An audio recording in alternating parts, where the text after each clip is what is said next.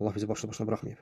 Və Allah Subhanahu wa Taala bizi başlı başına buraxmadığı kimi bizim üçün əmr və qadağalar da verib. O müqəddəs kitabında Rasulullah sallallahu əleyhi və səlləmə nazil elədiyi, Muhammed sallallahu əleyhi və səlləmə nazil elədiyi o müqəddəs kitabda bizim üçün əmr və qadağalar endirib. Və bu qadağaların da baxırsan ki, Allah niyə görə bəzi şeyləri bizə haram eləyib? Ona görə ki, bizim bu şeylərdə də bizim üçün mənfəət var. Allah bizə bəzi şeyləri haram edib ki, bizim ağıllarımızı qorusun, bizim mallarımızı qorusun, bizim namuslarımızı, irzimizi qorusun, bizim dinimizi, mənliyimizi, şəxsiyyətimizi qorusun. Həqiqətən şeytan şərab və qumar vasitəsilə sizin aranıza ədavət və kin salmaq, sizi Allahı zikr etməkdən, namaz qılmaqdan ayırmaq istəyir. Yəni içki ilə şeytan insanı nə etmək istəyir? İnsanların arasında kin-küdurət, ədavət salmaq istəyir. Və həmçinin içki ilə nə etmək istəyir? Allahı zikr etməkdən, namaz qılmaqdan ayırmaq istəyir insanı.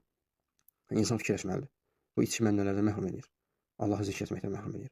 Namaz qılmaqdan məhrum edir. Müsəlman kimliyi ilə yaşamaqdan məhrum edir məni. Görün necə təhdid edir Allah Taala bizləri. Onları Allahdan qoruyacaq kimsə olmayacaq. Və sonra buyurur ki, sanki üzlərini qaranlıq gecə bürümüşdür. Zülmət buyurur insanın sifətinin üzünü. Onlar cəhənnəm əhlidirlər və onlar orada əbədi qalacaqlar, Allah qorusun. Ona görə də müsəlmanla, özünə müsəlman deyən şəxs günah etməmişdən qabaq bu ayələrə nəzər etməlidir. Rəbbinin çağırışına nəzər etməlidir. Vallahi dəyməz. Vallahi dəyməz.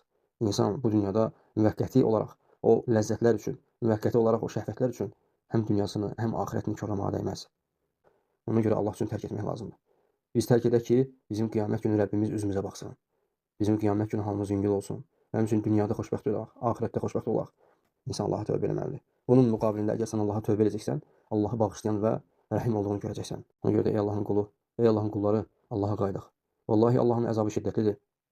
Allah Taala'nın əzabına dözə bilmərik. Günahlardan əl çəkək. Allaha tövbə eləyək və bilək ki, hər bir əməlimiz hesab olunur. Rəbbimiz bizi hesaba çəkəcək qiyamət günü və etdiyimiz hər bir əməldən sorğu-salınacaq. Bağışlamaq istəyirsənsə, Allahdan cənnəti istəyirsənsə, xoş həyat həm dünyada, həm də axirətdə xoş həyat istəyirsənsə, Allaha qayıtmaqla bunu tapacaqsan. Bunu Allaha qayıtmaqla tapacaqsan. Günahlarda tapmayacaqsan. Günahlarda qəlb rahatlığı yoxdur. Günahlarda zəlillik var. Həm bu dünyada, həm axirətdə. Günahlarda alçalma var. Həm bu dünyada, həm axirətdə.